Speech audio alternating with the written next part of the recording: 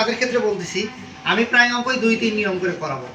তার মানে এই না যে আপনি 2-3 নিয়মই শিখবেন। আমি এটা একজন মানুষ একভাবে না পছন্দ করেন, মানে একই ড্রেস আমি সবাইকে একই পাঞ্জাবি দিলাম, তাহলে অনেকের তো এই পাঞ্জাবি পছন্দ নাও হতে পারে।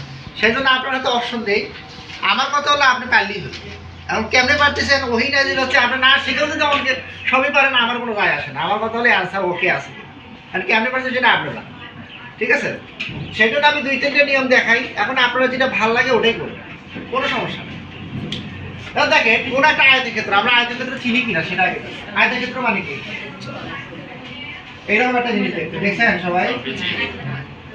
তার মানে আয়তক্ষেত্র মানে কি?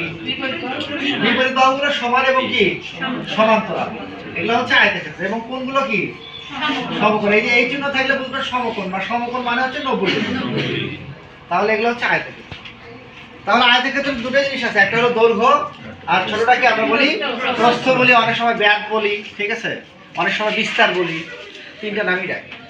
তাহলে আমার এখানে প্রশ্ন, কোন একটা আয়তক্ষেত্রের দৈর্ঘ্য কত?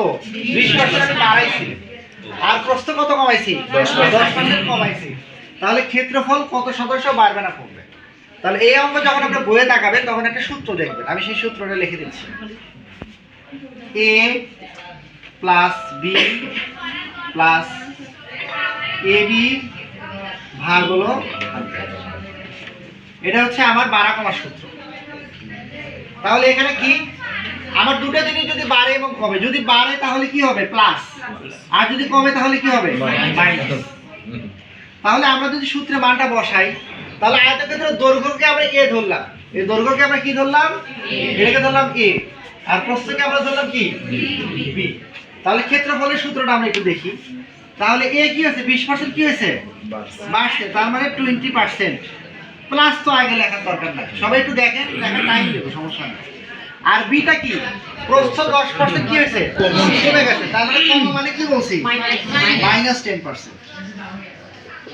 তারপরে এটা কিন্তু সূত্রের প্লাস, আর এই প্লাসটা কিন্তু সূত্রের, এটা মনে রাখবে।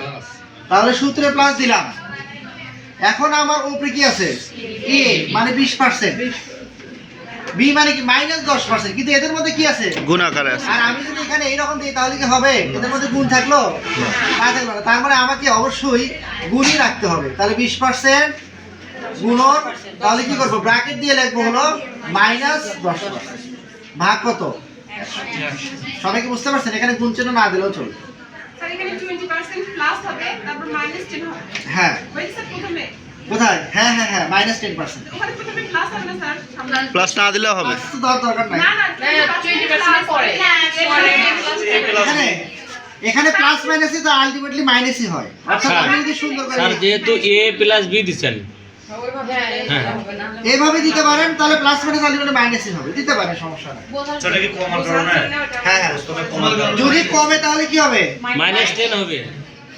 তো প্লাস মাইনাসে কি হয়? মাইনাস হয়। সেই জন্য এখানে আমি ওই জটিলতা পরিহার করার জন্য এখানে যা হবে কমলে মাইনাস দিবেন, বাড়লে প্লাস দিবেন।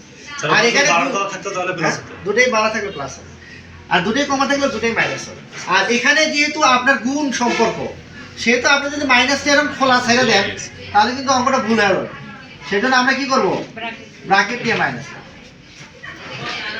এখন আমরা ইকুয়েশনটা সলভ করি। তাহলে দেখেন 20 - 10 কত হবে? 10 এই দুটো করলে কত হবে বলো তো দেখি? 10 হবে। তাহলে 10% হয়েছে সবার। এখন দেখেন এই দুটো আমি গুণ করব, তাহলে 20 আর 10 গুণ করলে কত হয়? 20 আর 10 গুণ করলে কত হয়? মাইনাস বাদ দেন, 20 আর 10 200 হবে। আরে স্যার আচ্ছা 200। আগে 200 করলে, এখন দেখেন এই মাইনাস আর এই প্লাস দুইটারে গুণ ফোন দাও। করলে কত হয়? মাইনাস। মাইনাস। আর নিচে কত?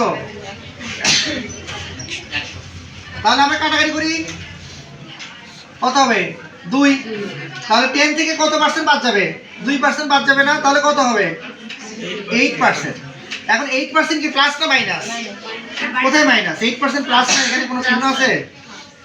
এই 10 থেকে 2 বাদ দিলে কত হয়? 8 হয় না? এটা কি প্লাস না? তাহলে প্লাস যদি হয় তাহলে কি হবে?